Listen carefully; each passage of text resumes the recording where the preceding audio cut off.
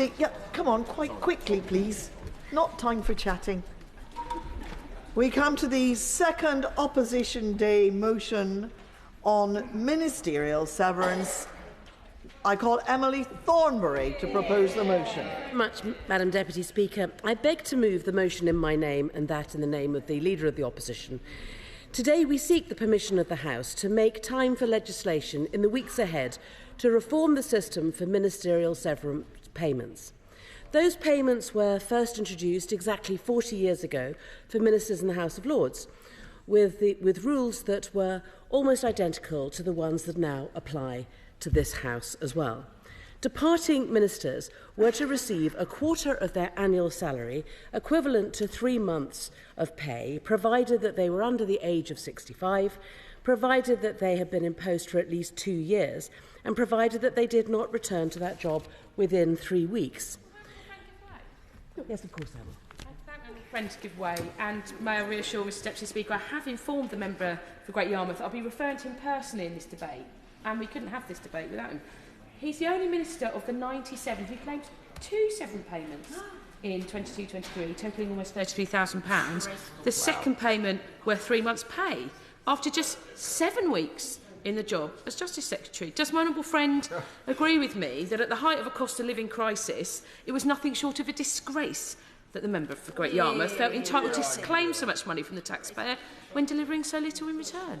The Honourable Lady is spot on, and for those on the other side muttering about claiming it, it doesn't really matter if it was claimed, if it was given to them and not given back. The point is it was still pocketed by the Right Honourable Member, and it was not done in accordance with rules that anyone was expecting them to be used in this way, and that is the point of this debate.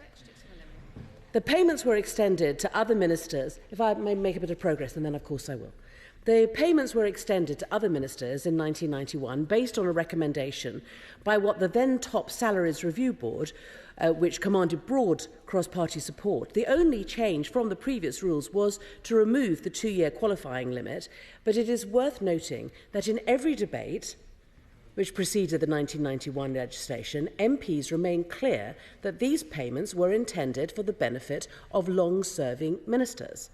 Ministers who were having to make what Geoffrey Howe called an abrupt and significant financial adjustment after relinquishing their ministerial office. I'll give way to the Honourable Lady. The Honourable Lady accept that when our party came into power in 2010, not only did we cut ministerial pay, we have kept it frozen ever since. In the unlikely event of her side getting into power, would she commit to maintain that freeze?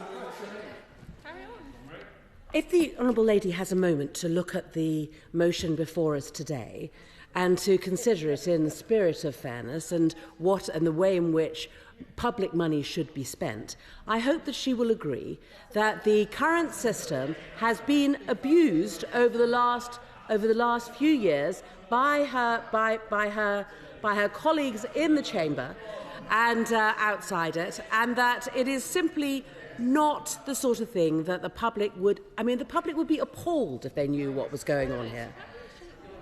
So, those are the severance payments we're talking about today. I'm going to make a bit more progress and then I will give way. So those are the severance payments that we're talking about today. There may be red herrings, there may be other issues that members opposite wish to speak about, but let's talk about severance payments and the abuse of the severance payment system that we have seen over the last few years, because I do think that we should take a clear-eyed look at it. These are the severance payments we're talking about today. We are not seeking to scrap them, nor should we. As Geoffrey Howe said, they were introduced so ministers who had given long and dedicated service to their country could adjust to the loss of that salary. I don't think anyone on this side has any quarrel with that, and over the 40 years that those payments have existed, there has never been any previous question, any previous occasion where it has been open to question that the rules by which those payments are made are wrong.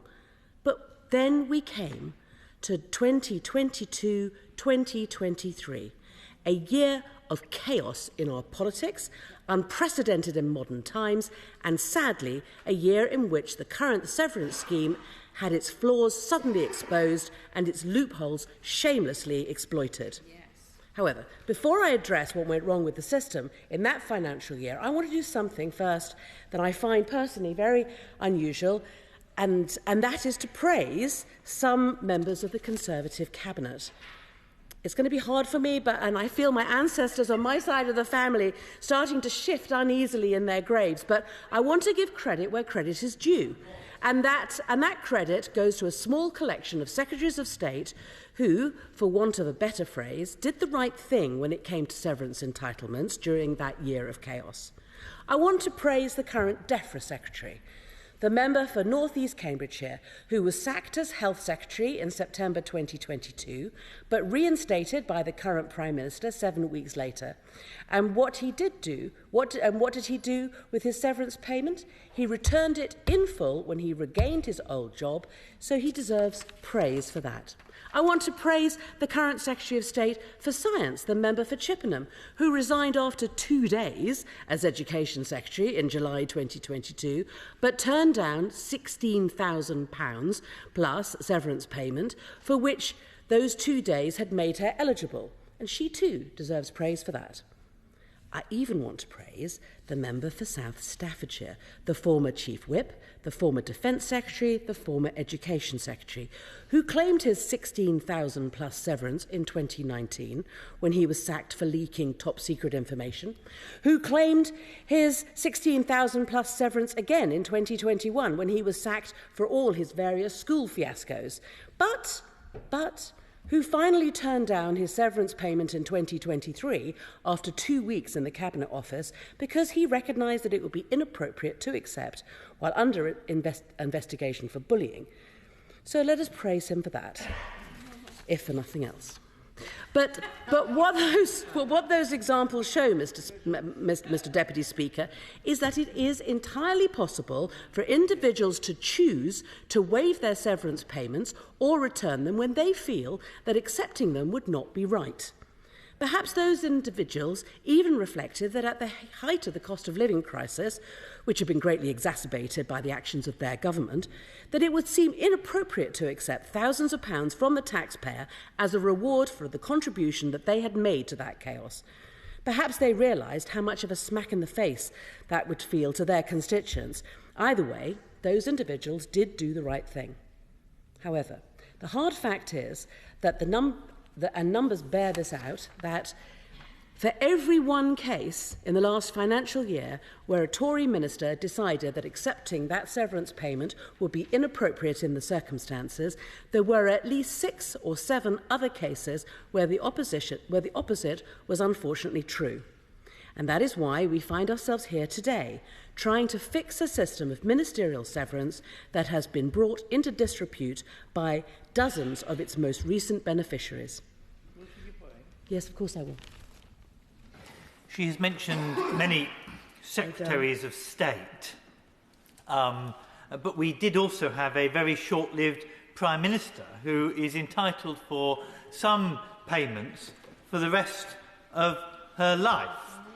Do we not also think that this should be looked at to see whether it is appropriate for people who leave in disgrace to end up with lifelong paychecks?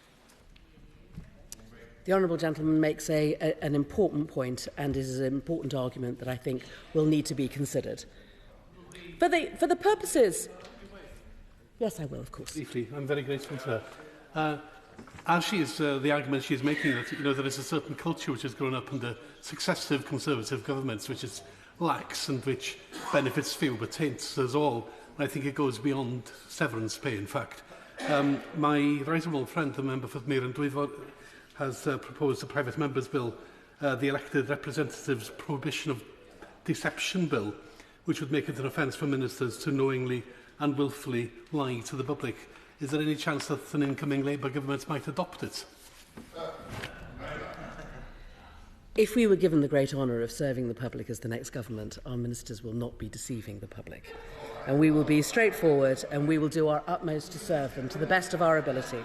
And we will be a government to be proud of. We just need to have an opportunity. For the purposes of explaining our motion, I will go through each of the 5 categories where a flaw in the rules was exposed in 2022-23, and I will give one example each of how someone benefited, each of whom I have informed, Mr Deputy Speaker, that I'm going to be raising their case. So first, all right, before I move on, I'll give way to the Honourable Gentleman. The Shadow Minister giving way, and I know this is an Opposition Day debate and the government gets bashed, it's part of the convention and traditions of this House, but an important constitution point, if I may, the Honourable Member for Brighton Kemp Town, I think, was alluding to the former Prime Minister, the Right Honourable Member for South West Norfolk. Does she agree that whether it be Labour, ex-Labour Prime Ministers, ex-Conservative Prime Ministers, I don't think we'll ever have a Lib Dem one, thankfully, we can agree on that, that they should have no private office arrangements supported by the state, given that they have been at the highest, First Lord of the Treasury, access to top secret and classified materials, clearly under probably constant threat for the rest of their lives. Is she honestly saying that a Labour government would no longer support former Prime Ministers of whatever political party? I'm saying that this is an important issue that needs to be considered, and I would suggest that perhaps the 2 gentlemen together put in for a debate so that we're able to air these matters properly. But today, I want to talk about ministerial severance payments because there are some... I will give way to the Honourable Gentleman, and then I hope I won't need to give way to him again. I'm very grateful for the Honourable Lady, the Right Honourable Lady, for giving way. Isn't this just an example of why this motion before the House is so ill thought out? Because we're getting good ideas, interesting ideas coming up from her own benches. They're not in the motion. This is not the way, Mr Deputy Speaker, to create legislation. Does she not agree? I'm proud to say that my party is full of good ideas, and unfortunately we are unable to put them all into one motion. But today, let us have a little discipline, please, by concentrating on the motion at hand and the important issue that we are raising today, because there are 5 particular problems which we believe were highlighted by the chaos in 22-23. And I want to go through each of them, give an example, and then explain why the changes that we want to put forward before this House will solve those problems, and why we would therefore ask the House as a whole to consider very seriously the proposal that we have made and to ensure that we can pass legislation to change the situation, because it does need to be fixed. So first, let's look at what I call the short stayers problem. So more than 24 individuals occupied front bench roles for just 9 weeks at the fag end of the Johnson government, or just 7 weeks during the bedlam of the Truss experiment, but all of whom walked away with 3 months of severance pay. I mean, let us look at the member for Stoke-on-Trent North as an example. Never a shrinking violet when it comes to calling out others, and he just served 49 full days as a minister in the Department for Education, earning less than £3,000 in wages, and yet, when he returned to the backbenches, he received almost double that amount in severance. 3 months severance for 49 days' work. Perhaps the Minister for Common Sense will tell us whether that makes sense to her. Second, we have the problem of the short-lived promotions. Individuals who found themselves elevated from junior ministerial roles to more senior positions, and whose severance was therefore calculated not based on the salary that they had earned for most of the year, but on the much higher salary that they had earned for only a few weeks. So let us think of the example of the member for Middlesbrough South and East Cleveland. He spent a year as Chief Secretary to the Treasury, earning a salary of almost £32,000, but then spent 7 weeks as Levelling Up Secretary on a salary of more than double that amount. As a result of the 7 weeks alone, he received severance pay of almost £17,000. And again, I look forward to the Minister for Common Sense explaining where the sense is in that. Third, we have what I might call the quick returners, more than a dozen ministers who claimed their 3 months in severance after quitting the Johnson government or being sacked by his successor, but who ended up returning to the front bench just a matter of weeks later, while still enjoying the benefits of their severance payments. Take the member for Plymouth Moor View, who didn't just accept 3 months in severance, after only 2 months as Veterans Minister, who didn't just tell the Plymouth Herald point blank that he hadn't accepted a severance payment, but who also had the sheer chutzpah to return to exactly the same job 7 weeks later without paying a single penny. Once again, I hope that the expert on these matters will tell us whether that sounds like common sense. Fourth, and this is a much smaller category, and I've decided it's probably best not to give them a name at all, we also saw severance payments awarded in 2022-23 to two individuals, Peter Bone and Chris Pincher, who left their front bench jobs despite being under investigation at the time for acts of gross misconduct. Now, the 1991 rules were silent on this issue, and we can only assume that they thought any individual forced to quit in those circumstances would have the basic decency not to accept a handout from the taxpayer. But I'm afraid that what the Pincher and Bone cases have shown us is that we cannot rely on the decency of individuals like that. Finally, and perhaps most incredibly, there were 5 severance payments in the last financial year made entirely by mistake, because the government forgot to apply the age limit, which says no one over the age of 65 can receive one. That is how Peter Bone and Nadine Dorris received their payments, and before the current incumbents of the Cabinet Office tell themselves that they brought order to all this chaos, it is worth noting that the largest of those mistaken payments was to one of the Lords Ministers, was not made during the chaos of the summer and autumn of 2022, but was made in what one might call the cold light of day in January 2023. Mr. Deputy Speaker, the proposed changes to the severance rules set out in Labour's motions today would address each of the 5 issues that I have set out above. Of course, I will give way. Would she agree with me in describing these situations that had that been a constituent of any one of ours, face to face with the DWP, that the results might have been different? And I think for any of our constituents struggling because they're finding difficulty making their wage packet get to the end of the week, seeing the amounts of money that are being handed out as essentially payment for failure, would be astonished that this was allowed. And that's why we're trying to change the rules today. Of course. In her meaningless and bitter speech, she is missing the essential point that I think ought to be at the heart of her argument, which is when people are struggling, is galling that people who already earn an £80,000 a year salary for being a Member of Parliament and then earn more on top of that for their ministerial duties are then given another payment when, for whatever reasons, the Prime Minister doesn't like them, they perhaps haven't done a particularly good job, then get a severance package. Isn't the truth of the matter, Mr. Deputy Speaker, that what Labour should be calling for is that there should be no severance packages for any minister when they lose their job?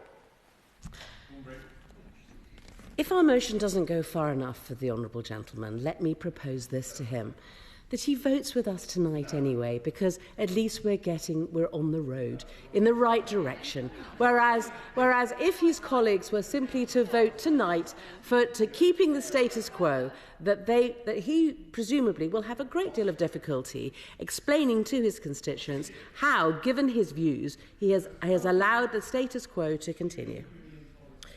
So, let me move on to. So I was the rules that we wish to put forward, the changes that we want to make in order to deal with the 5 issues. So to deal with short stays and short-term promotions, ministers would be paid a quarter of their actual earnings over the previous 12 months, not a quarter of their final salary. To deal with the quick returners, our reforms would require individuals who return to the front bench while still enjoying the benefits of their severance payments to repay the corresponding amount. And to deal with those who do not deserve any payment, we would demand that ministers who quit while under investigation for gross misconduct or breaching a ministerial code would have their severance payment withheld unless or until their name is cleared. If all those rules had been in place in 2022-23, the member for Stoke-on-Trent North would have received £748 in severance, not almost £6,000. The short-lived Levelling Up secretary would have received just over £9,000, not almost £17,000. The member for Plymouth Moorview would have received £1,300, not almost £8,000. And the former members for Tamworth and Wellingborough would have received exactly what they deserved, which is nothing at all. And in total, Mr Deputy Speaker, if the proposals in our motion had been in place in 2022-23 and the age limit rules had been properly enforced, the total severance bill that year would have been cut by more than 40%, a savings for the taxpayer of almost £380,000.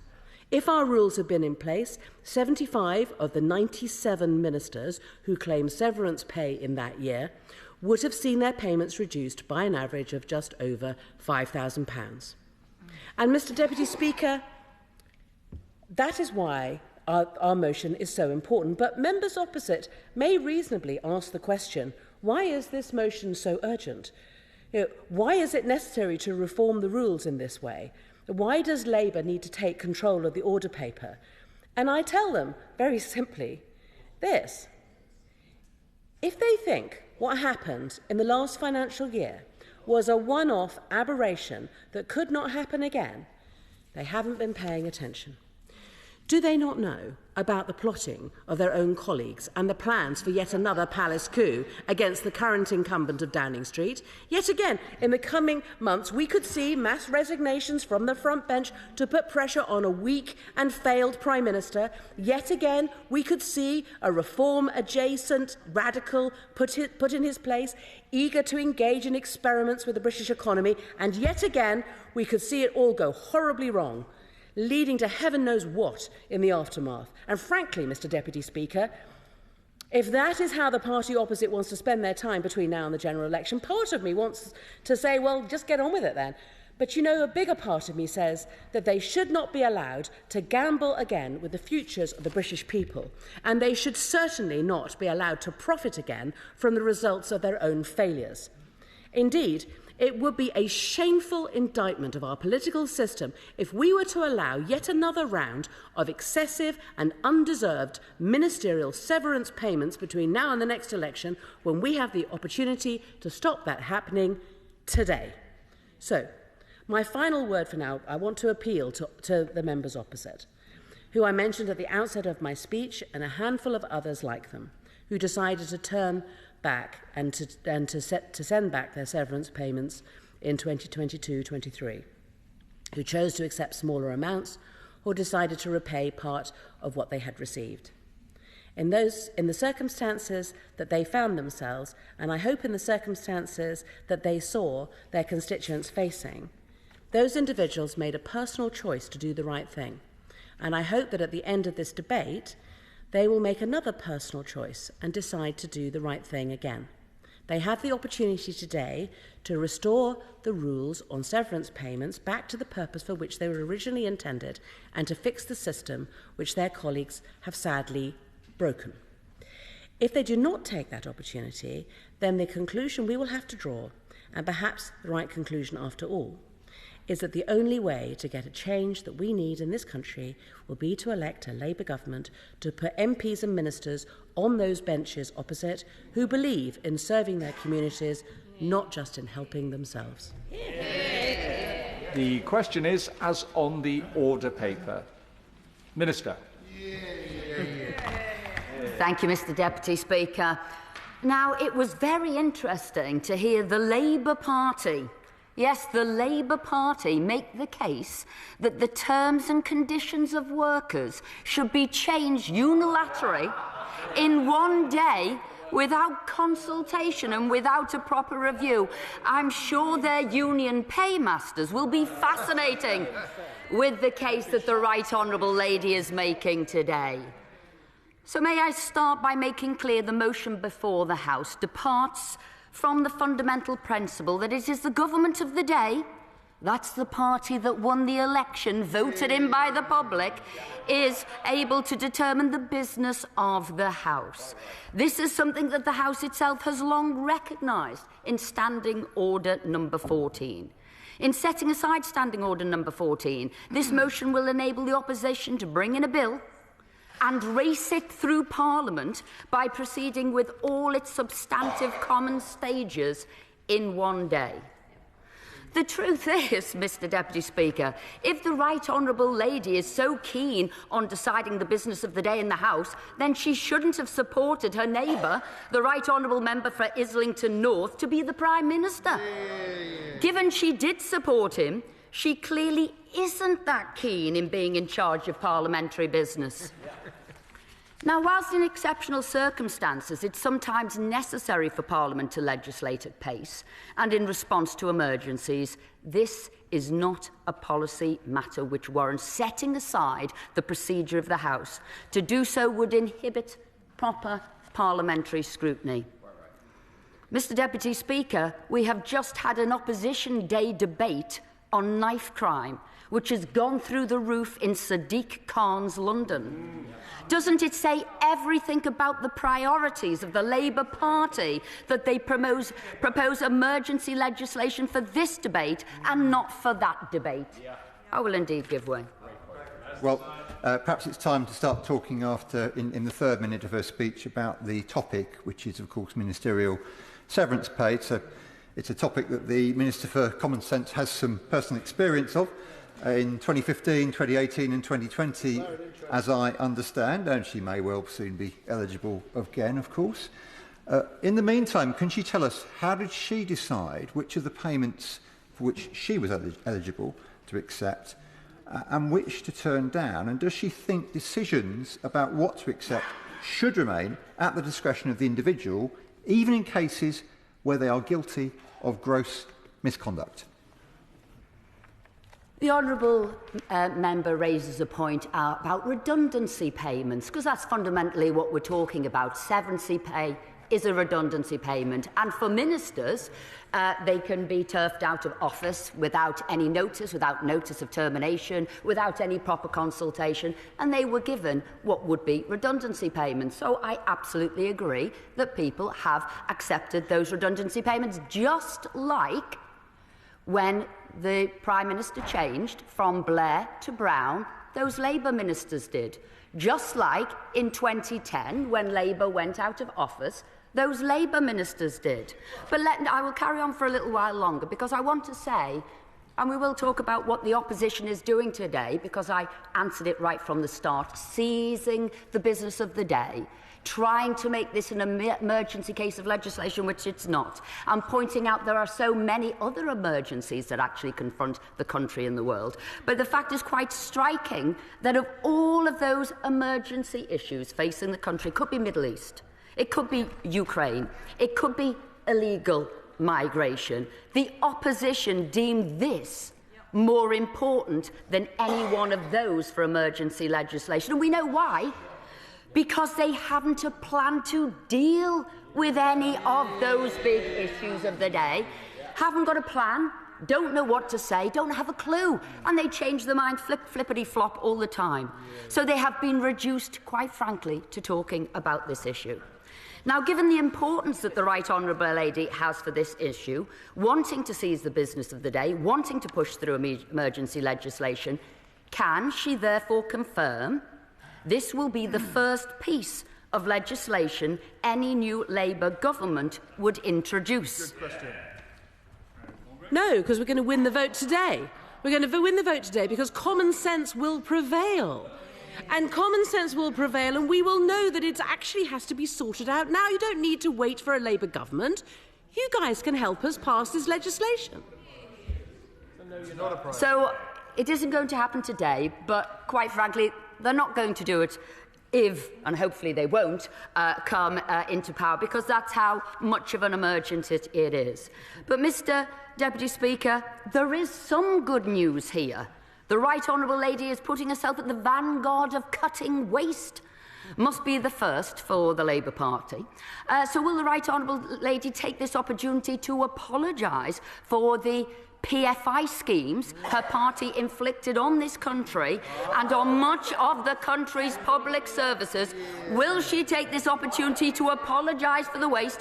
That's hundreds of billions of pounds worth of waste.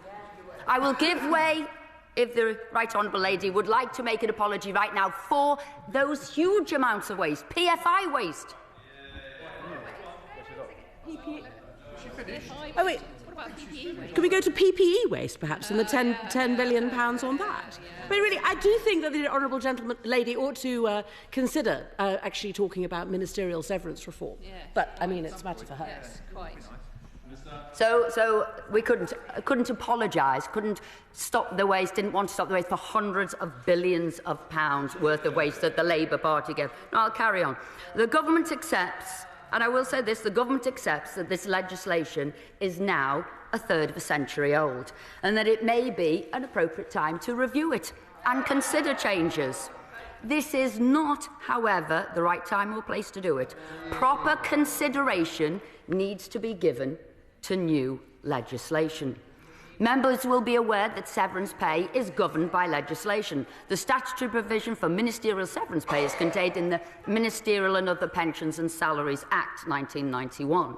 It has therefore been in place for successive administrations, and severance has been paid to ministers from all three parties that have held ministerial office during this time.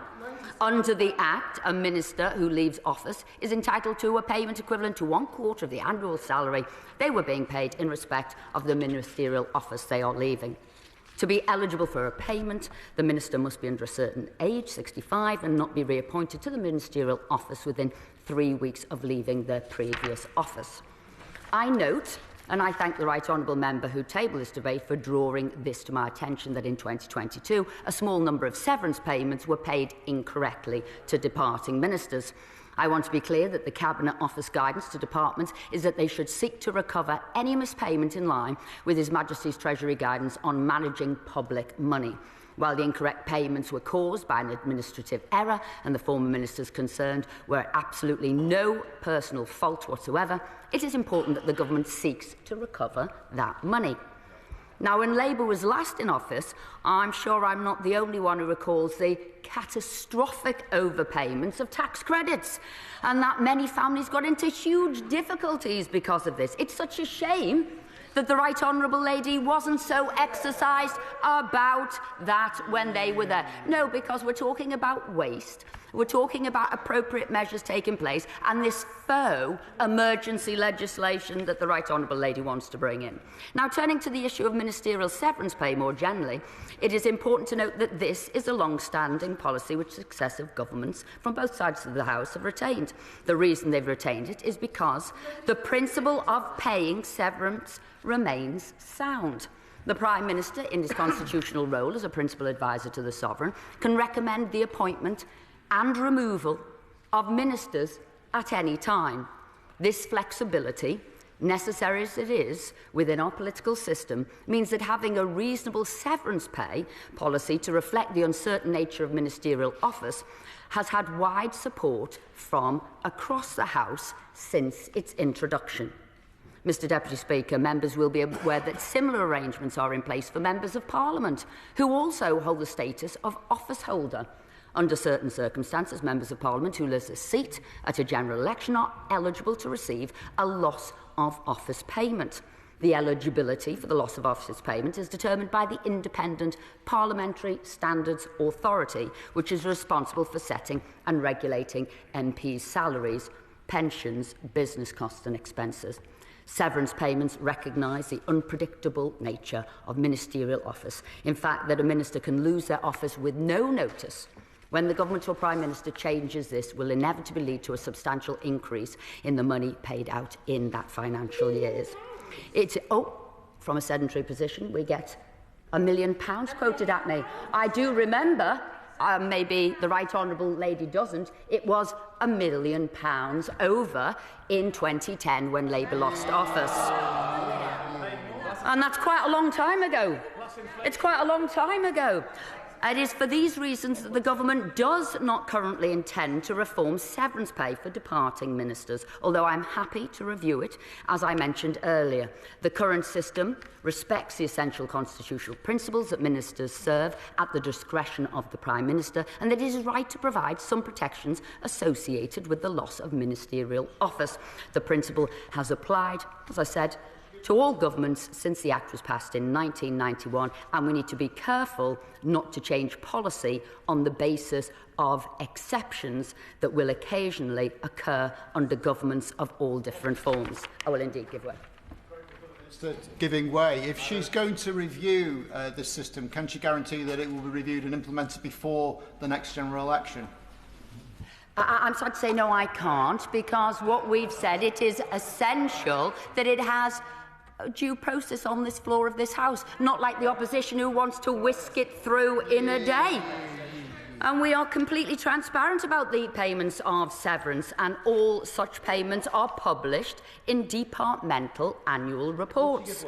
I will indeed. In the interests of objective debate, could the Minister please confirm why ministers above the age of 65 from any of the major parties are less deserving than those who are under 65? My honourable friend makes a very good point, and I think that would be looked at under the review as well, should we review this. But at the moment, the way the law was set out at the time, it stipulated that age. So that's something else that I agree would need to be looked at. But I also want to be clear, in a moment, I also want to be clear that severance pay cannot be looked at as a standalone issue. It is part of an overall picture that governs payments made to ministers. More broadly, the government has consistently demonstrated restraint and has always sought to minimise the cost of government at the same time as modernising ministerial office to bring it into the 21st century. This is most clearly demonstrated in the government's policy on ministerial pay. Ministerial salaries today are lower than they were when this government took office in 2010, which in real terms constitutes a significant pay cut. My right honourable friend, the Lord Cameron, introduced a 5% cut to ministerial pay when he came into office in 2010. Since then, Prime Ministers have asked ministers to waive the increase in their statutory pay entitlements year on year. For example, ministerial salaries are roughly half, that's half, of what it was if it had not been for Lord Cameron and the fact that he introduced that salary reduction when he became Prime Minister. So in April 2010, Ministers of State would earn £42,370. In today's money, that would mean they would be earning £63,594, and yet a minister today receives £31,680. So, I appreciate the Right Honourable Lady didn't want to reply to my friend's question. That was the Honourable Member for Southend West. So will the Right Honourable Lady confirm today that her party would continue with the ongoing cut in ministerial pay? This is not what the motion's about, and I'm afraid I can't really help. I can ask her this, though. Is she aware that £2.9 million spent on severance payments in the same year, 22-23, for all the special advisers who had to lose their jobs? I think we'll go back to the point, well dodged again by the Right Honourable Lady, that she won't actually confirm that they will keep a tight fiscal grip on ministerial pay, because obviously one of the key things today was about waste and expenditure. But they can't do that. We'll see what happens. As always, money runs away with the Labour Party. Now, in 2021, this government passed the Transformative Ministerial and Other Maternity Allowances Act, which for the first time enabled ministers to take paid maternity leave and be replaced in their departments.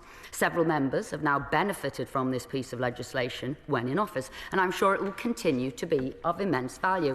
The government is committed to returning to Parliament in due course to set out considerations and proposals on extending this to wider circumstances. So I want to conclude, Mr. Speaker, by reaffirming the government's commitment to recovering the money paid in error to a small number of former ministers, I want to reassure the House that departmental processes have been strengthened to ensure this error does not want to happen again. The government does not, for the reasons I've set out, think whole-scale legislative reform should be done during this Parliament on this matter. We believe that a government committed to the principle of integrity in public life is the most effective way to control the cost of government to the taxpayer. In that spirit, we will continue to demonstrate restraint on how we are paid, and we will continue to modernise ministerial office to meet the expectations the public rightly have of us. But I have to say, the Right Honourable Lady who brought this debate today couldn't say if her party would maintain cuts to ministerial salaries that we've implemented, couldn't apologise for the last Labour government's wasting money on PFI schemes, couldn't say if this would be, because it's such an emergency and so important, the first piece of legislation in a Labour government, despite them claiming it was such an emergency. So we can safely conclude the Labour Party doesn't care about taxpayers' money.